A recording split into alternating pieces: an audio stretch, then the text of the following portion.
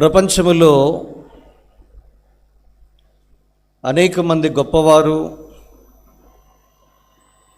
వారి చుట్టూ ఉన్న ప్రజల క్షేమము కొరకు, దేశ అభ్యున్నత కొరకై జీవితాలనే త్యాగం చేసి తమ యాత్రను ముగించి సమాధికి వెళ్ళడాన్ని మనం చూస్తాం. అయితే ఒక్క మనుషుని యొక్క సమాధి మాత్రమే తెరవబడి నేటికి సజీవ సాక్ష్యముగా ప్రపంచానికి ఒక వర్తమానాన్ని తీసుకుని వచ్చినట్లుగా మనం చూస్తాం. ఈ సంఘటన జరిగి 2023 వసంతాలు లేదా సంవత్సరాలు గడిచిపోయాయి. ప్రభుకు స్తోత్రము. మరలా ఈ దినం కూడా ప్రపంచమంతా ఈస్టర్ పండుగని ఎంతో సంతోషంగా, సంబరాలను అమ్మరాన్ని అంటే విధంగా జరుపుకునే వారిగా మనం చూడగలం. ప్రముఖులు చాలామంది దేశాన్ని ఒకవేళ తీసుకుంటే వారు కేవలము సమాధికి మాత్రమే పరిచయం అయ్యి వారి వర్ధంతి, జయంతి సందర్భంగా మాత్రమే జ్ఞాపకం చేసుకునడాన్ని చూస్తాం. గాంధీ గారు చనిపోయారు. ఆయనకున్న సమాధి ఢిల్లీలో ఉంది. దాన్ని రాజ్ఘట్, రాయల్ స్టెప్స్ అని దాని అర్థం. ఆ స్థలంలో నేటికి ఆయన అలాగే ఉండిపోవడాన్ని మనం చూస్తాం. జవహర్లాల్ నెహ్రూ దేశ మొదటి ప్రధానమంత్రి, ఆయన కూడా చనిపోయాడు. ఆయనకు కూడా ఒక సమాధి నిర్ణయించబడింది. దాన్ని శాంతివన్ అని పిలుస్తారు. ఆయన కుమార్తె ఉక్కు మహిళగా పేరుగాంచింది, ఆవిడే ఇందిరాగాంధీ. ఆవిడ కూడా సమాధికి మాత్రమే పరిమితమైంది. ఆవిడకున్న సమాధికి పేరు శక్తి స్థల్, కనుక ఆ ప్లేస్ ఆఫ్ పవర్ అని అర్థం.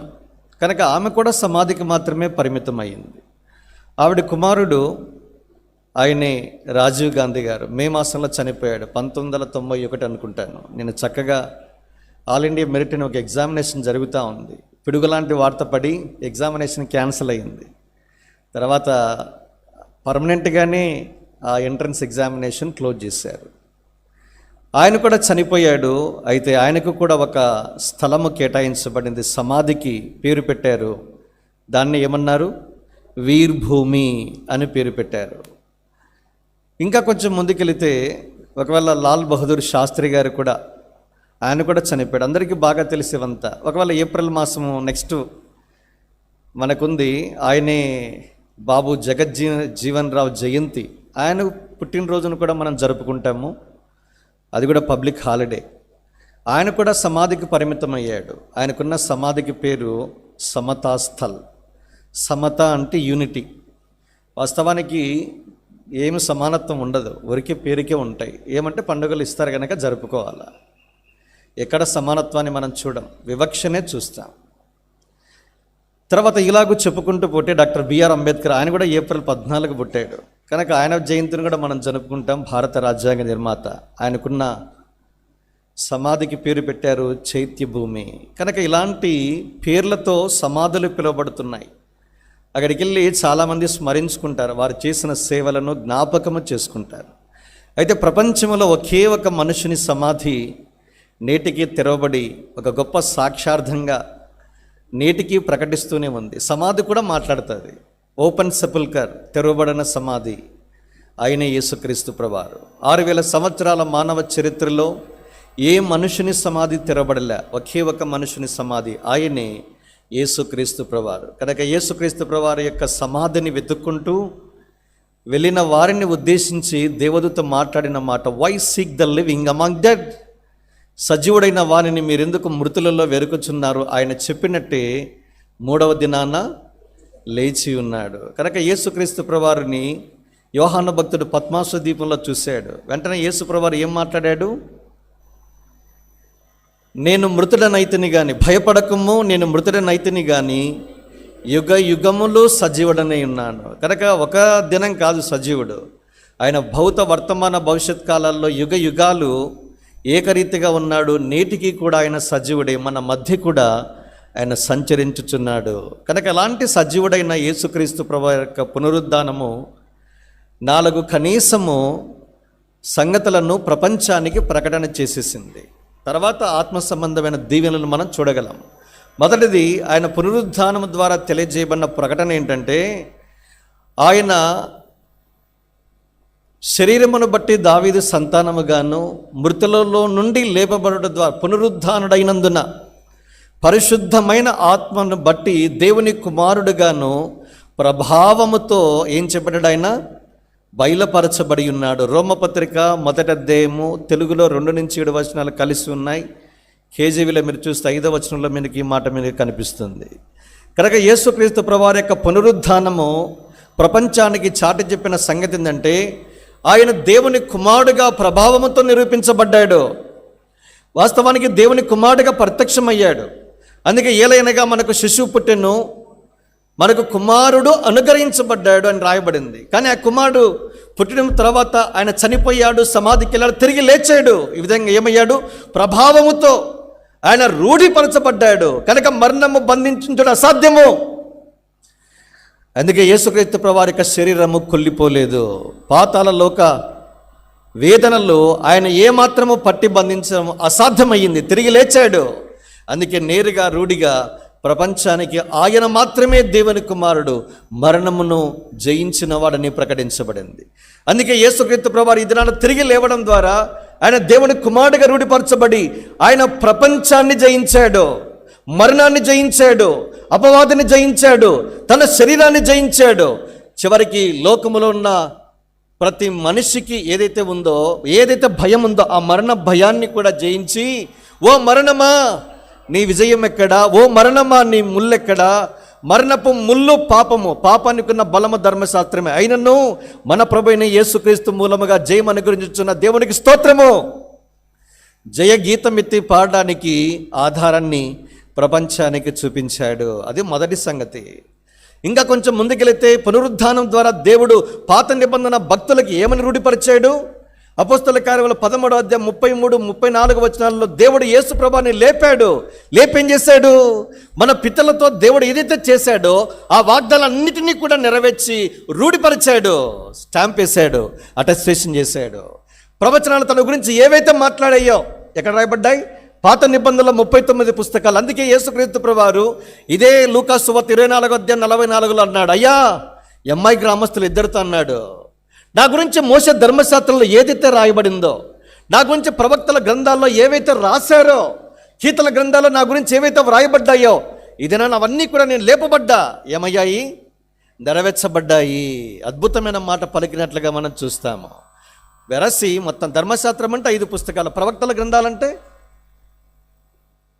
మన యెషయా నుంచి మలాకి వరకు 17 పుస్తకాలు వస్తాయి. దానికంటే ముందు కూడా ఉన్నాయి. తర్వాత కీర్తన గ్రంథంలో కూడా రాయబడిన సంగతులు అన్నీ కూడా ఇది నన్ను నెరవేర్చబడ్డాయి.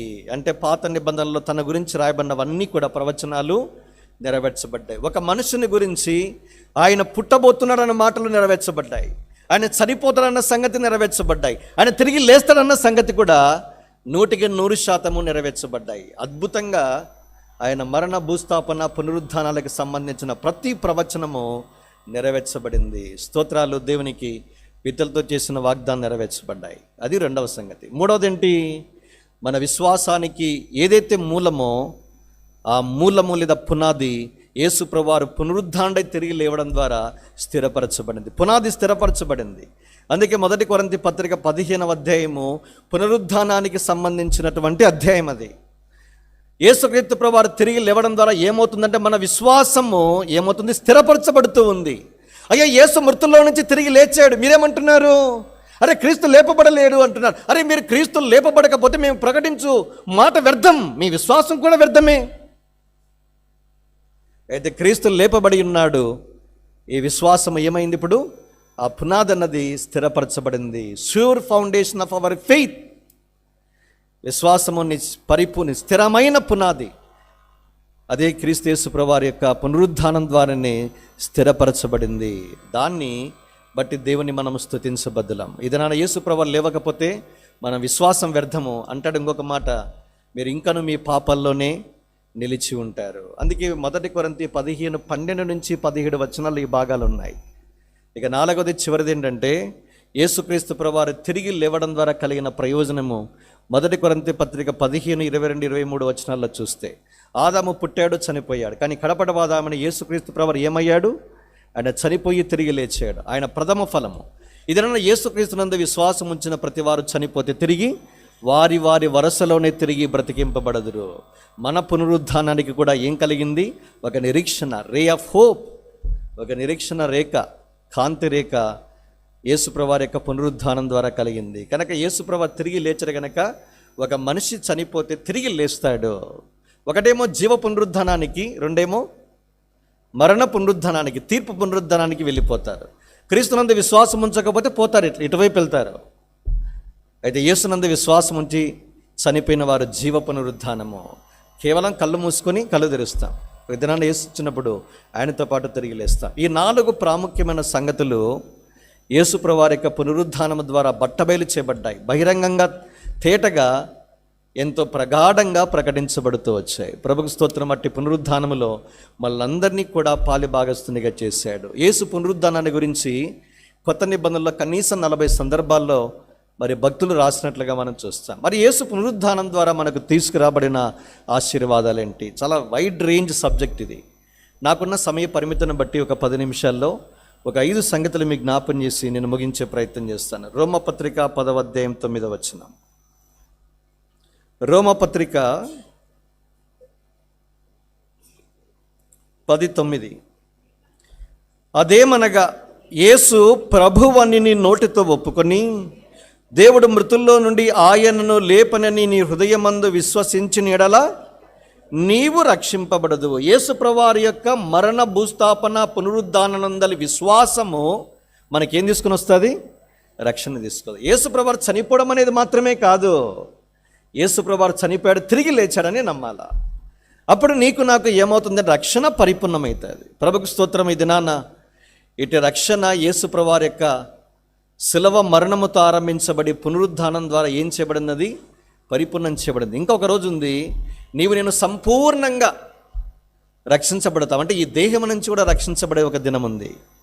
ఆ దినము కొరకు మనం ఎదురు చూస్తూ ఉన్నాం. అదే హెబ్రీ పత్రిక 9వ అధ్యాయం 5లో రాయబడిన మాట. ఆయన సంపూర్ణముగా వారిని రక్షించుటకు శక్తిమంతుడై ఉన్నాడు. మన దేహం నుంచి కూడా విమోచన. అదే రోమాపత్రిక 8వ అధ్యాయంలో కూడా రాయబడిన మాట.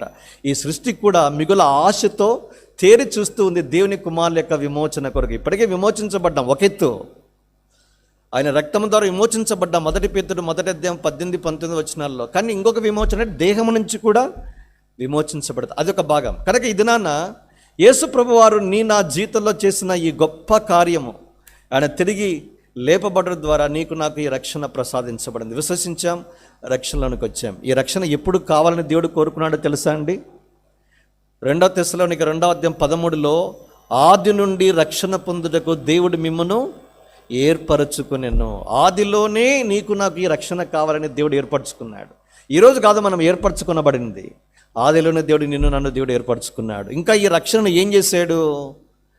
లూకా సువార్త 2వ అధ్యాయం 29-32లో సిమియోను అద్భుతంగా మాట్లాడాడు ఒక మాట. నాదా, నీ దాసుని ఇప్పుడు సమాధానముతో పోనిచుచున్నావయ్యా అని చెప్పి కింద ఏమన్నాడు? సకల జనుల ఎదుట నీవు సిద్ధపరిచిన నీ రక్షణ నేను కన్నులారా చూస్తున్నానండి అన్నాడు. చూస్తున్నదేమో ఎవరిని?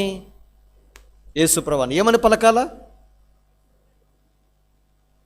రక్షణకు బదులుగా ఏమని పలకాలా? అప్పటికే ప్రకటన చేయబడింది దేవదూతల ద్వారా. ఏమని? ఇదిగో దావీదు పట్టణమందు మీ కొరకు రక్షకుడు పుట్టి ఉన్నాడు, ఈయన ప్రభువైన క్రీస్తు. లూకా 2:11. మరి ఏమని పిలవాలి సిమియోను? అయ్యా, నువ్వు సకల ప్రజల ఎదుట సిద్ధపరిచిన నీ రక్షకుణ్ణి నేను కళ్ళారా చూశానండి అనాలా. కానీ ఏమన్నాడు? దానికి వేరైన మాట ఉపయోగించాడు. అయ్యా, నువ్వు సకల ప్రజల ఎదుట సిద్ధపరిచిన నీ రక్షణను నేను కన్నులారా చూస్తున్నానండి. అంటే ఏమని అర్థం చేసుకోవాలి? యేసుప్రభువారు రక్షకుడు మాత్రమే కాదు, సాక్షాత్తు రక్షణ. Salvation is not a position but a person in Christ himself. రక్షణ ఒక స్థితి కాదు, సాక్షాత్ ఒక వ్యక్తి. ఆ వ్యక్తి యేసుక్రీస్తు ప్రభువారు. కనుక ఆ రక్షణను సిద్ధపరచబడిన యేసుక్రీస్తు ప్రభువారును పొందడమే రక్షణ. అందుకే దేవుడు ఆదిలోనే దీని కొరకు నన్ను ఏర్పరచుకున్నాడు. ఆయన తిరిగి పునరుద్ధారణ లేపబడడం ద్వారా అనుగ్రహించబడింది. అద్భుతమైన విషయం కాదా? అందుకే రక్షణ యేసుక్రీస్తు ప్రభువారి యొక్క ప్రాయశ్చిత్తముతో ఆరంభించబడి ఆయన పునరుద్ధానము ద్వారా, ఆయన చేసే విజ్ఞాపన పరిచర్య ద్వారా కొనసాగించబడుతూ ఉంది అన్నాడు ఆయన. ఇదిన మనం రక్షణ కొనసాగిస్తూ ఉన్నాం. అందుకే ఫిలిప్పీ 2:13 ఏమన్నాడు? మీ సొంత రక్షణను భయముతోనూ వణుకుతోనూ కనుక ఈ రక్షణను కొనసాగిస్తున్న ఎలా అంటే ఆయన పునరుద్ధానము ద్వారా ఆయన మన కొరకు చేసే విజ్ఞాపన పరిచర్య ద్వారా ఈ రక్షణలో మనము కొనసాగించబడుతూ ఉన్నాం. సరే, వెరసి సామాన్యంగా చెప్పాలంటే ఆయన మరణము, భూస్థాపన, పునరుద్ధానాలు నీకు నాకు ఏం తీసుకుని వచ్చాయంటే రక్షణ తీసుకుని వచ్చాయి. అందుకే సాగిలపడయ్యా నా రక్షణ దుర్గాన్ని బట్టి. ఇక రాయబడిన మాట 95వ కీర్తన మొదటి వచనంలో ఏం రాయబడింది? రండి మన దేవుడైన యెహోవాను స్తుతిద్దాం, కింద మన రక్షణ దుర్గమును బట్టి ఉచ్చయించి సంతోషించుదుము. కనుక మన రక్షణ దుర్గము సాక్షాత్తు యేసే. ఆ యేసు తిరిగి లేచాడు, అందుకే మనము ఉచ్చయించి సంతోషించుదుముగాక. అది మొదటి సంగతి. రెండవది ఏంటి? రోమపత్రిక చూడండి, ఇదే మాట 4వ అధ్యాయం 25వ వచనం. రోమా 4:25. ఆయన మన అపరాధముల నిమిత్తము అప్పగింపబడి మనము నీతిమంతులముగా తీర్చబడుటకై లేపబడెను. చూడండి, నీతిమంతులుగా తీర్చటానికి కనీసం 5 పద్ధతులు ఉపయోగించారు. మీకు వాస్తవానికి ఆరాధనలో చెప్పాను ఇప్పుడు గుడ్ ఫ్రైడే రోజు, మీరు గమనించారు లేదో, రోమా 3, రోమా 4, రోమా 5 అధ్యాయాలు మీకు బాగా దగ్గరగా ఒకసారి కూర్చొని చదవండి. నీతిమంతునిగా తీర్చబడ్డానికి 5 ప్రధానమైన విధానాలు ఉన్నాయి. అందులో ఒకటి ఏంటంటే ఇదే. ఏంటది? ఆయన మరణము మాత్రమే కాదు, ఆయన పునరుద్ధానము ద్వారా కూడా మనం ఏమయ్యాము? నీతిమంతులుగా తీర్చబడ్డాము. రోమా 3వ అధ్యాయములో అయ్యా ఆయన ఎందలి విశ్వాసము ద్వారా మీరు నీతిమంతులుగా తీర్చబడ్డారు, పాయింట్ నెంబర్ 1. 2, ఆయన ఎందలి ఉచితమైన కృప ద్వారా మీరు నీతిమంతులుగా తీర్చబడ్డారు, 25లో మాట చూస్తాము. తర్వాత ఆయన మరణము ద్వారా నీతిమంతులుగా తీర్చబడ్డారు, ఆయన పునరుద్ధానము రోమపత్రిక 5వ అధ్యాయం 9లో గుడ్ ఫ్రైడే రోజు చదివాము, ఆయన రక్తము ద్వారా మనము నీతిమంతులుగా తీర్చబడ్డాము. 5 విధానాలు ఉన్నాయి. అందులో ఒకటి ఇది నన్ను నీవు నేను యేసుక్రీస్తు ప్రభువారి యొక్క పునరుద్ధానం ద్వారా. వాస్తవానికి మనం ఇవన్నీ ఆయనే చేశాడు. ఆయనే భూమి మీదకి వచ్చాడు మన కొరకు, ఆయన చనిపోయాడు, రక్తాన్ని కాచాడు. మనం ఆయన భూస్థాపన, పునరుద్ధానం అందరి విశ్వాసము ద్వారా, ఉచితమైన కృప ద్వారా, ఆయన పునరుద్ధానము ద్వారా నీతిమంతులుగా తీర్చబడ్డాం. ఏమిటి నీతిమంతులుగా తీర్చబడ్డా అంటే అది వరకు ఎప్పుడు కూడా పాపం చేయలేదు అన్నదే నీతి. అది వరకు ఎన్నడూ కూడా మనము పాపము చేయలేనంతగా నీతిమంతునిగా తీర్చడాన్నే దేవుని నీతి అంతా. అది మన అకౌంట్లోనికి దేవుడు తీసుకుని వచ్చాడు. ఎంత ఘనతండి! ఎన్నో పాపాలు చేశాం మనము. అలాంటి దేవుడు మనల్ని నీతిమంతులుగా తీర్చారంటే వన్స్ ఫర్ ఆల్, సదాకాలమును కరే అది వెరకెన్నడూ కూడా మనము పాపమే చేయలేదు అన్నట్టుగా. ఎంత గొప్ప విషయము. అందుకే కొన్ని పదాలు రోమాలో మీరు చూస్తే జస్టిఫికేషన్, జస్టిఫైడ్, రైచస్నెస్ అనే పదాలు 80 సార్లు వస్తాయి. అందుకే రోమపత్రిక నీతిమంతులుగా ఎలా తీర్చబడతారని చెప్పే మాట. ఎందుకంటే నీతిమంతులు లేడు, ఒక్కడు లేడు, గ్రహించువాడు లేడు, దేవుని వెతుకుడా వాడు లేడు, అందరినూ త్రోవ తప్పి ఏకముగా. అరే, నీతిమంతులు లేకపోతే భూమి మీద నీతిమంతులుగా ఎవరు తీరుస్తారు? ప్రభుకు స్తోత్రము. యేసు ప్రభువు తీర్చాడు. ఆయన తీర్చడానికి చనిపోయాడు, తీర్చడానికి రక్తాన్ని కాచాడు, తీర్చడానికి తిరిగి లేచాడు. మనం విశ్వసిస్తే చాలు నీతిమంతులుగా తీర్చబడతాం. ఆయన ఉచితమైన కృప. నిజంగా ఎంతో భాగ్యవంతులం. ఏ మెరిట్స్ లేవు. గ్రేస్ అనే మాటకు అర్థం ఏంటంటే దేనికి నేను పాత్రులము కాదో దానికి పాత్రులనుగా చేయబడ్డాన్ని కృప అంటాం. దానికి ఆపోజిట్ వర్డ్ ఇంకొకటి ఉంది. ఏంటది? మర్సీ, కనికరం అంటాం. కనికరం అంటే దేనికి మనము పాత్రులమో దానికి పాత్రులనుగా చేయల. కన్ఫ్యూజ్ కావద్దండి. ఒకటేమో దేనికి మనం అర్హులమో కాదో దానికి అర్హులుగా చేశాడు. ఉదాహరణకి పాప క్షమాపణకు అర్హులము కాదు, కానీ పాప క్షమాపణ ఇచ్చాడు. పరలోక రాజ్యానికి అర్హులము కాదు, కానీ పరలోక రాజ్యానికి వారసులుగా చేశాడు. అది కృప, ఉచితం అది. కానీ కనికరం వ్యత్యాసమైనది. దేనికి మనము పాత్రులము అంటే పాపాన్ని బట్టి శిక్షకే పాత్రులము, కానీ శిక్షకు పాత్రలుగా చేయాల. పాపాన్ని బట్టి నరకానికే మనము యోగ్యులము, అర్హులము, కానీ నరకానికి అర్హులుగా పాత్రలుగా చేయాలి. అదండి కృప, కనికరాలు అంటే. 2 కలిసి వెళ్తాయి. యేసుప్రభువారి యొక్క గుణగణాల గురించి వర్ణించడము అసాధ్యం.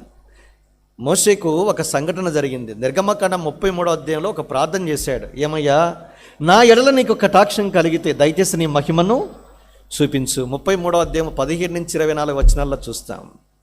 వెంటనే ఉబ్బి తబ్బిబ్బయ్యాడు దేవుడు. వెంటనే అన్నాడు, అరే మంచి ప్రార్థన చేస్తావు, నా మంచితనం అంతా నీకు కనపరుస్తా. అయితే ఒక సంగతి ఏంటంటే నన్ను చూసి ఏ మనుషుడు బతకలేడు. అయితే నీవు అడిగినావు కాబట్టి నువ్వు సినాయి కొండ మీదకి రా, ఉదయకాలమే నిన్ను ఒక బండ సందులో ఉంచుతా, నేను నిన్ను దాటిపోయేటప్పుడు నీ కళ్ళను నా చేతితో మూస్తా, ఎందుకు చూస్తే చచ్చిపోతా కాబట్టి. నేను దాటిపోయిన తర్వాత నా చేయి తీస్తా, నా వెనకటి పార్శ్వాన్ని నువ్వు చూస్తావు. వెరీ గుడ్, అంత సిస్టమ్ అయిపోయింది. 34వ అధ్యాయము. సీనాయి కొండ మీదకి వచ్చాడు, వేకువనే వచ్చాడు కనుక ఇప్పుడు ఆ సందర్భం జరిగిపోయేటప్పుడు ఏం చేశాడు? తన చెయ్యిని కప్పి ముందుకెళ్తున్నప్పుడు యెహోవా అనే తన నామమును ఏం చేశాడు? ఆయన ప్రకటన చేశాడు. యెహోవా నామమును ప్రకటన చేశాడంట. నిర్గమ 34:6-7 ఉన్నాయి. ఈ నామములో ఏమున్నాయి అంటే ఏకవచనం, సింగులర్. యెహోవా నామం అనేది ఏకవచన సంబోధన, కానీ అందులో ఏమున్నాయి? 7 గుణగణాలు ఉన్నాయి. అందులో కృప, కనికరం 2. చూసారు ఎలాంటిదంటే ఇది మొబైల్ ఫోన్ లాంటిది. ఫోన్ ఒకటే కానీ లోపల ఎన్ని యాప్స్ ఉన్నాయి? 7 యాప్స్ కాదు, 20 యాప్స్ ఉన్నాయి. యెహోవా నామము పేరు ఒకటే కానీ ఆయన సద్గుణ సంపన్నుడు, ఆయన మహిమా గుణాతిశయాలు అన్నాడు పేతురు. వర్ణించలేము మనము. అలాంటి 2 గుణగణాల్లో అక్కడ ప్రకటించబడిన వాటిలో ఒకటి కృప, 2 కనికరం. ఆయన కృపను బట్టి అంటే మనము దేనికి పాత్రలము కాదో, నీతిమంతులుగా తీర్చబడడం అసాధ్యం, దానికి పాత్రలుగా చేశాడు. అయ్యా నేను స్తుతిస్తూ ఉన్నాను. ఇది నా యేసుక్రీస్తు ప్రభువారు ఎవరు అంటే 1 కొరింథీ 1:30 ప్రకారము ఆయనే జ్ఞానము, ఆయనే నీతి, ఆయనే పరిశుద్ధత, ఆయనే విమోచన. కనుక యేసుక్రీస్తు ప్రభువాన్ని తీసుకుని వచ్చి కప్పేశాడు. క్రీస్తులోనికి బాప్తిసం పొందిన మీరందరూ క్రీస్తును ధరించుకొని ఉన్నారంటే అర్థం ఏంటి? ఆయన నీతిని దేవుడు నీకు నాకు ధరింపజేసి ఉన్నాడు.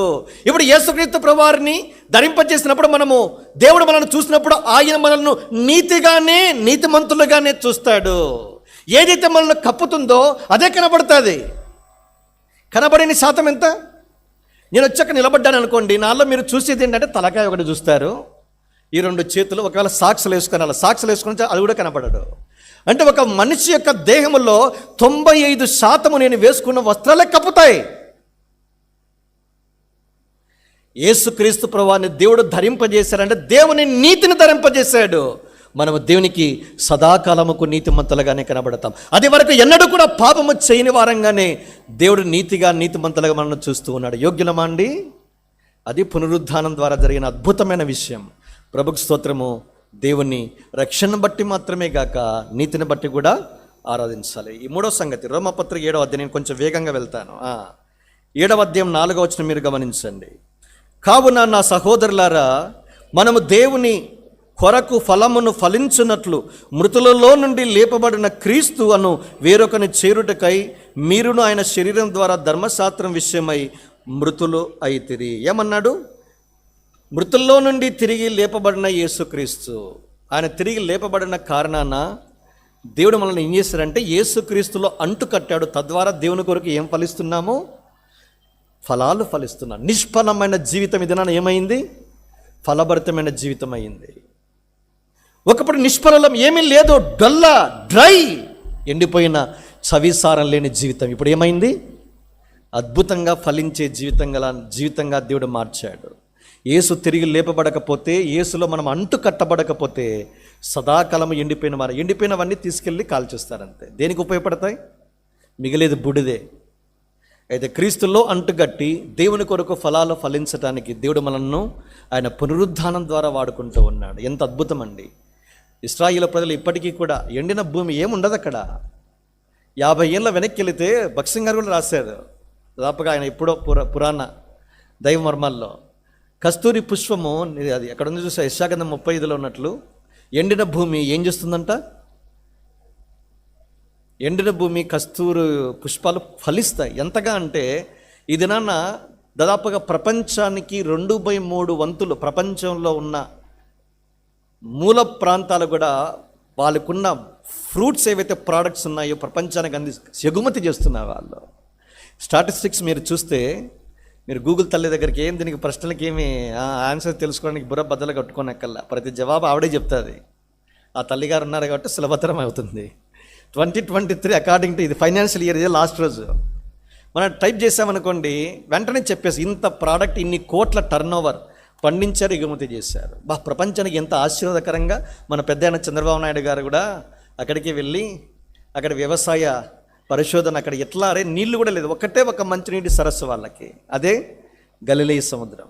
అరే ఇంత తక్కువ నీళ్ళు ఉన్నాయి కానీ దిగుబడి అద్భుతంగా పండిస్తున్నారు, ఏమిటి వీళ్ళకున్న రహస్యము చూసి తెచ్చి ఇక్కడ కాపీ కొట్టాడు. మనవాడు కూడా గుజరాత్ పెద్ద ఆయన కూడా ఉన్నారు చూసారా, ఇవన్నీ పాటిస్తూనే ఉన్నారు. సరే మెట్టుకు ఏదైనా ఫలభరితమైన జీవితము యేసు పునరుద్ధానం ద్వారానే సాధ్యమయ్యింది. ప్రభుకు స్తోత్రం. మనల్ని కూడా ఫలాలు ఫలించటానికి, ఆ ఫలము నిలిచినటానికి లోకంలో నుంచి దేవుడు నిన్ను నన్ను ఏర్పరచుకున్నాడు. 4వ సంగతి ఏంటి? 1 పేతురు పత్రిక 1వ అధ్యాయం 4వ ఆశీర్వాదం 3-4 వచనాలు. మన ప్రభువగు యేసుక్రీస్తు తండ్రి అయిన దేవుడు స్తుతింపబడునుగాక. మృతులలో నుండి యేసుక్రీస్తు తిరిగి లేచుట వలన జీవముతో కూడిన నిరీక్షణ మనకు కలుగున్నట్లు, అనగా అక్షయమైనదియు నిర్మలమైనదియు వాడబారదియునైన స్వాస్థ్యము మనకు కలుగున్నట్లు ఆయన తన విశేష కనికరము చొప్పున మనలను మరలా మృతుల్లో నుంచి తిరిగి లేవడం ద్వారా మనకి ఏ నిరీక్షణ? It's a lively hope. జీవము గల కింద జీవముతో కూడిన నిరీక్షణ. ఇంగ్లీష్లో జీవములో అందులో నిరీక్షణకు జీవం ఉంది, లైఫ్ ఉంది. ఈ నిరీక్షణ మృతమైన నిరీక్షణ కాదు. యేసు ప్రభు సజీవమైన నిరీక్షణ. ఇది కొత్త నిబంధనలలో ఈ నిరీక్షణకు ప్రిఫిక్స్ వాడారు. ఫర్ ఎగ్జాంపుల్ కొలస్సీ 1:20 ఒక మాట, మీలోనున్న క్రీస్తు ఏమై ఉన్నాడు? మహిమా నిరీక్షణ అయి ఉన్నాడు. పాట పాడతాం కదా, యేసు ప్రభువా నీవే మహిమా నిరీక్షణ. మనలో ఉన్నాడంటే ప్రజెంట్ టెన్స్. యేసు ప్రభు తిరిగి లేచాడు, జీవము గల నిరీక్షణ. అప్పటికి తిరిగి లేచాడు, 2023 సంవత్సరాల క్రితమే తిరిగి లేచాడు. పాస్ట్లో జరిగిన సందర్భము. ఇంకొక దినముంది శుభప్రదమైన నిరీక్షణ. తీతు 2వ అధ్యాయం 11-13 వచనాల్లో, అరే సమస్తమైన మనుషులకు రక్షణకరమైన దేవుని కృప ప్రత్యక్షమయ్యింది. ఏం చెప్తుంది? బోధిస్తుంది. మనుషులందరూ కూడా భక్తిహీనత విడిచిపెట్టాలి, ఇహలోక సంబంధమైన దురాశను విసర్జించాలి. ఇంకేం చేయాలి? శుభప్రదమైన నిరీక్షణ నిమిత్తం, అనగా మహాదేవుడును మన రక్షకుడునైన యేసుక్రీస్తు మహిమగల ప్రత్యక్షత కొరకు ఎదురు చూడండి. రాబోయే దినాల్లో యేసు ప్రభువు ప్రత్యక్షం కాబోతూ ఉన్నాడు. అది శుభప్రదమైన నిరీక్షణ. It's a blessed hope. Future tense. నిరీక్షణ ఒకటే, మళ్ళా 3 కాదు, పొరపాటు పడారు. కనుక ఈ నిరీక్షణకు పదాలు వాడారు. ఇప్పుడు మీలోనున్న క్రీస్తు మహిమా నిరీక్షణ, ఒకప్పుడు క్రీస్తు తిరిగి లేచాడు, జీవం గల నిరీక్షణ, తిరిగి రానై ఉన్నాడు, శుభప్రదమైన నిరీక్షణ. కనుక యేసుక్రీస్తు ప్రభువారు తిరిగి లేచి మనకిచ్చిన ఈ నిరీక్షణ జీవంతో నిరీక్షణ మాత్రమే. ఒక దినం ఉంది తిరిగి రానే ఆ శుభప్రదమైన నిరీక్షణ కొరకు ఎదురు చూస్తూ ఉన్నాము. అద్భుతమైన విషయం కాదా? ఇలాంటి నిరీక్షణ లోకస్తులకు లేదు. చచ్చిపోతే అయిపోయింది, సమాధికే పరిమితము. ప్రభుకు స్తోత్రము, తిరిగి లేచాడు, మనకు కూడా ఏమిచ్చాడు? ఇట్స్ అ లైవ్లీ హోప్, జీవమగల నిరీక్షణ. దాన్ని బట్టి ప్రభువును స్తుతించాలి. 5వది చివరిది అపోస్తల కార్యములు 17:31. అపోస్తలుల కార్యములు 17వ అధ్యాయము 31వ వచనము.